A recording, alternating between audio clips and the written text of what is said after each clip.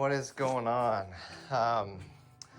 I'm crunched for time, but I wanted to make a quick YouTube video. This is for Armour Detail Supply Ghost.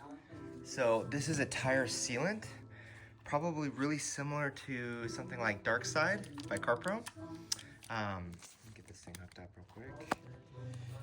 So there's a lot of folks here in Idaho that are using it because it's now going to be in the Rag Company store as well as MVP Detail Supply. So I had a really good experience the first time. Let me turn this down.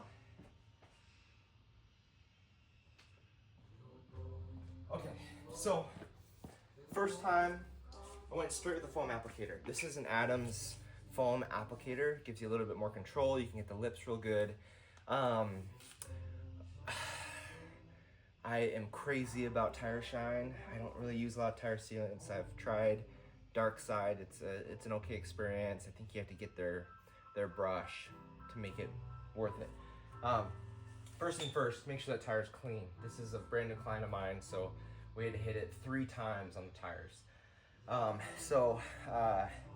usually use a Detail Factory brush, but I figured I didn't want to gunk up my Detail Factory brush because I like to use Adams graphene tire dressing. So I also like Stronagloss gummy, and then I'm going to be using Plastar. That's what it's called, by KCX. Haven't used it yet, but I figured this because it's I want to be a little more liberal. But anyways, this is a beefy tire, and that was my fear was, what is going on? My fear was that I think that this thing just failed.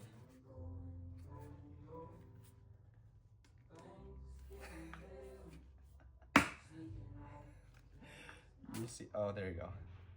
What is happening? That was really weird. It was really loose. It likes to get stuck a little bit. I don't want to put too much in this thing. My thing when I did this at first, I think where I went right was be very, very conservative with it. It's a sealant. I think just like paint sealants, you don't need too much. It's got this cool blue tracer in it, right? My thing is I feel like you just got to keep working it, right? I don't think you can just do this and then walk away, because then you're gonna get drips, right? So let's do this real quick. I'm gonna get the lip here. Always come through and level. I will say on this product, you don't have to, but I like coming through with the towel just in case I do have drips, and then I can get the rim of the wheel. So this is the rim of the wheel here. So I'm just gonna be going back and forth. I don't wanna swirl because I don't wanna have these swirl marks in case it doesn't level. This is a self-leveling product, but yeah, when you're using beefy tires like this, you'll notice that on the lettering, I just go back and forth like this. And sometimes you can get in between like that and then just go back and forth just so you have this pattern that's a circular pattern, right? That's already looking really good. And then on the edges, I just go up and down like this, because usually it's very jagged pattern. I am strapped for time.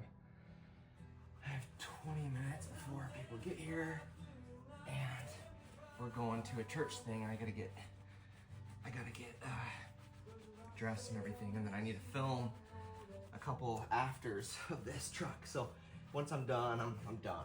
I'm walking out. So it flashes quickly, so I just make sure I come through again with a nice pattern like this, or else you might get some like drying of drips, right? If that happens, your drips are like embedded in the dressing or the coating in this case, or whatever you want to call it, tire sealant. That looks bad, and you kind of have to come back over it, right? And that was what I heard was a recommendation, I think from someone at Armour. I'd have to have Connor at MVP let me know, but Connor's been testing this all day, and we're all just trying to figure out the best method. So again, it's like got like a really nice matte finish.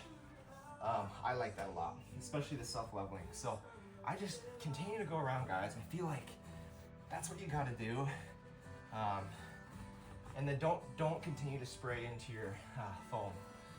And then on a tire like this, I'm not gonna be able to get down here.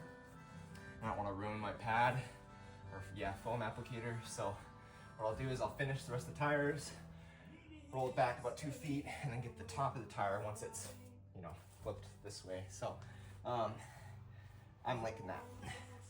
So yeah, I think the goal is here. Not the goal, but the direction should be foam, be conservative. A little goes a long way. I'll give you a good little close up here. It still needs to flash. You can kind of see in here. You probably level that with a towel, but it looks pretty good, in my opinion. Up here, you know, you're getting a little, you call these high spots, whatever you want to call them. If those were to flash and then dry, it would be a high spot where you might see a little gunked up area that's a little bit higher, right? Now, to our eyes, it just looks like, oh, it just dried and this gooped up area. But yeah, anyways, that's it. That's what I would do. Good luck, y'all.